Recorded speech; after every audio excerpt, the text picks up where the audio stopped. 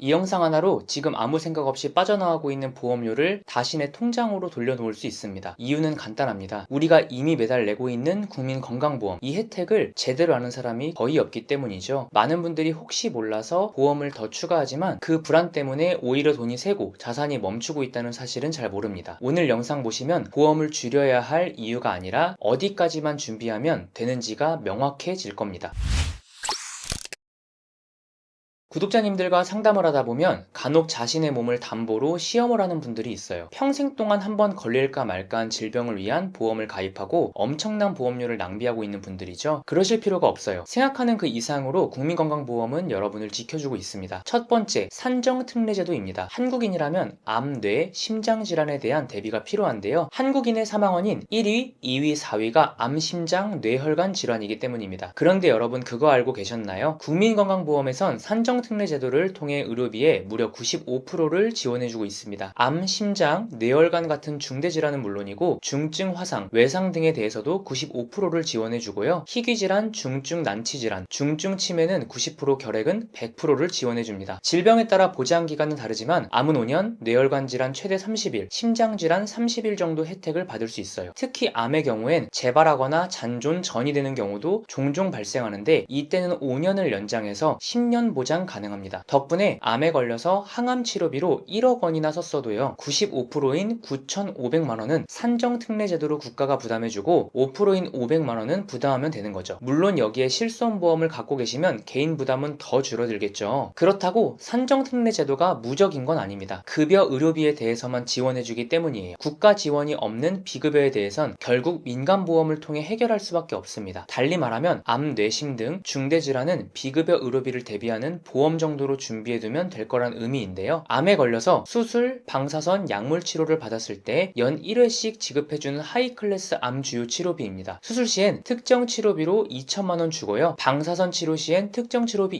2천, 방사선 치료비 2천, 총 4천만 원, 약물도 4천만 원씩 받을 수 있습니다. 세 가지 다 받았다면 연 최대 6천만 원 정도를 받게 되는 거죠. 이 특약 하나면 산정특례제도 대상이 아닌 다빈치 로봇 수술, 양성자, 중입자 세기조절, 방사선 치료, 표적 면역 하티항암제 등 비급여 치료를 보장받을 수 있고요. 보시는 것처럼 비급여만 보장하기 때문에 30세 기준 남자 여자 5천원을 넘지 않습니다. 산정특례제도와 비급여 암 주요 치료비, 여기에 진단비 정도만 가져가시면 암에 대한 대비는 끝났다고 봐야 하는 거죠. 이런데도 암 입원비, 암 수술비, 무슨 진단비 등등 과도하게 보험을 가입할 필요가 있을까요? 두 번째, 본인 부담 상한제입니다. 과도한 의료비로 인한 부담을 줄이기 위한 제도인데요. 산정특례제도와 마찬가지로 급여 의료비에 대해서만 지원합니다. 본인 부담 상한제에 대해 디테일하게 들어가면 조금 복잡해지지만 오늘은 간략하게만 정리해 드릴 건데요. 간단합니다. 내가 1년 동안 내는 건보료를 기준으로 소득 분위를 1분위부터 10분위까지 판정하고요. 각 분위별로 최대치의 의료비 상한선을 정해둔 겁니다. 예를 들어 내가 직장을 다니면서 한 달에 건보료로 8만 원을 내고 있어요. 그럼 소득 분위는 2분위나 3분위가 됩니다. 2분위, 3분위 상한선은 110만 원인데요. 내가 중대한 질병에 걸려서 1억 원의 급여 병원비를 지출했습니다. 그렇다고 해도 110만 원을 초과한 9억 9,890만 원은 국가가 부담한다는 거죠. 개인은 110만 원만 내면 끝입니다. 물론 이럴 일은 없겠지만 병원비가 1조가 됐든 1경이 됐든 간에 110만 원이란 상한선은 바뀌지 않아요. 심지어 본인 부담금을 초과한 금액을 납부한 경우엔 환급까지 해주고 있습니다. 병원비 납부 과정에서 심사평가원이 청구한 진료비를 심사한 결과 법령 기준을 초과하거나 착오로 과도한 본인 부담금을 납부한 게 확인되면 초과분만큼을 환급해주는 제도인데요. 24년 기준 상한액 초과 지출자는 약 213만 5,776명이었고 총 2조 7,920억 원 정도에 달하는 금액이었다고 합니다. 1인당 평균 약 131만 원 정도를 환급받는다는 건데요. 혹시 환급 대상이 되실 수 있으니 이 부분은 꼭 확인해 보시길 추천드립니다. 결론적으로 국민건강보험에서 받을 수 있는 산정특례제도와 본인부담 상한제 이 두 혜택만으로도 급여 의료비 부담은 거의 없을 것 같다는 생각이 들지 않으시나요? 우리가 보험을 통해 대비해야 할 건 급여가 아닌 비급여 의료비입니다. 그렇다고 국민건강보험이 섭섭하게 비급여 의료비는 완전히 손을 놓고만 있진 않습니다. 세 번째, 재난적 의료비 지원 제도가 있기 때문이죠. 소득에 비해 감당하기 힘든 의료비가 발생했을 때 본인 부담 상한제로는 해결하지 못하는 비급여 의료비 일부를 지원하는 제도인데요. 기초생활수급자 차상위 계층은 본인 부담 의료비 총액이 80만 원을 초과했을 때 80%를 지원해줍니다. 중위소득 50% 이하는 1인 가구일 땐 120만 원, 초과시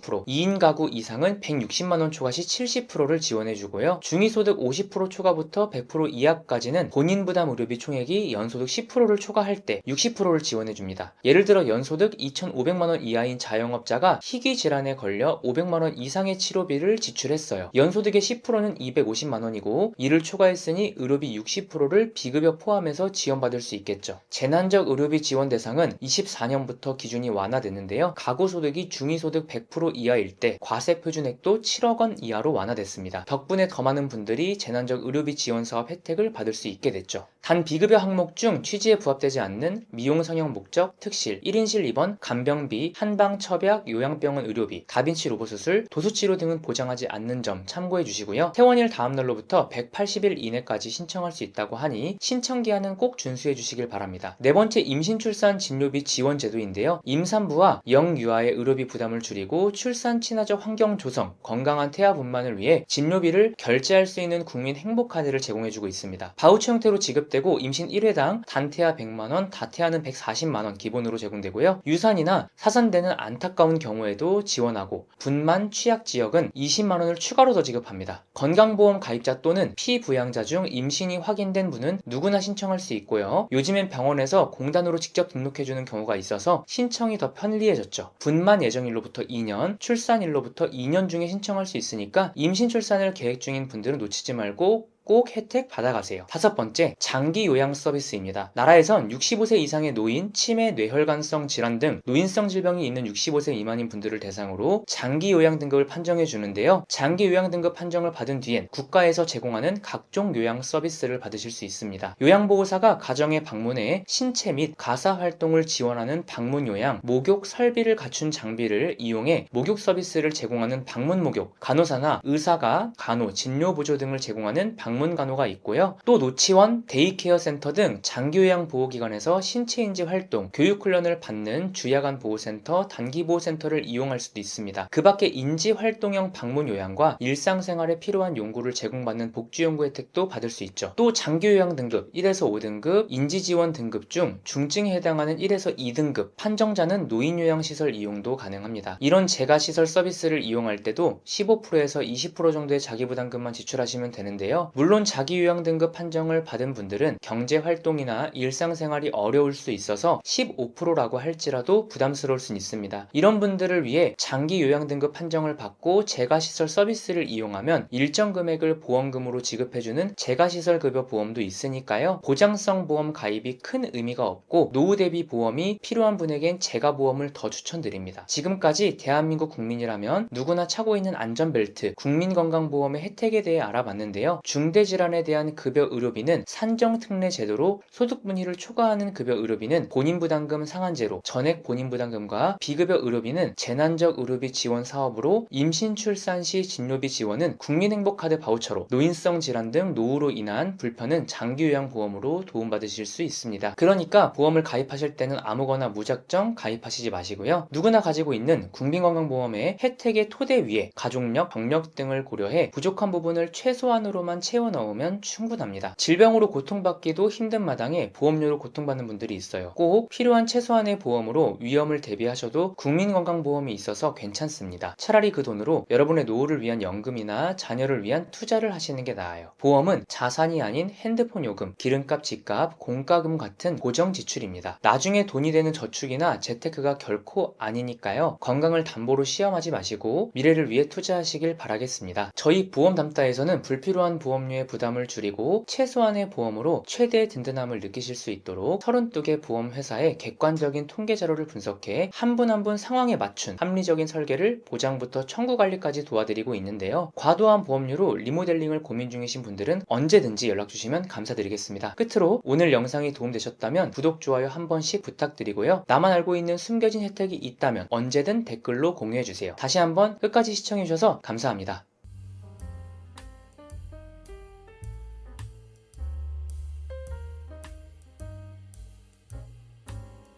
본 광고는 심의 기준을 준수하였으며 유효기간은 심의일로부터 1년입니다.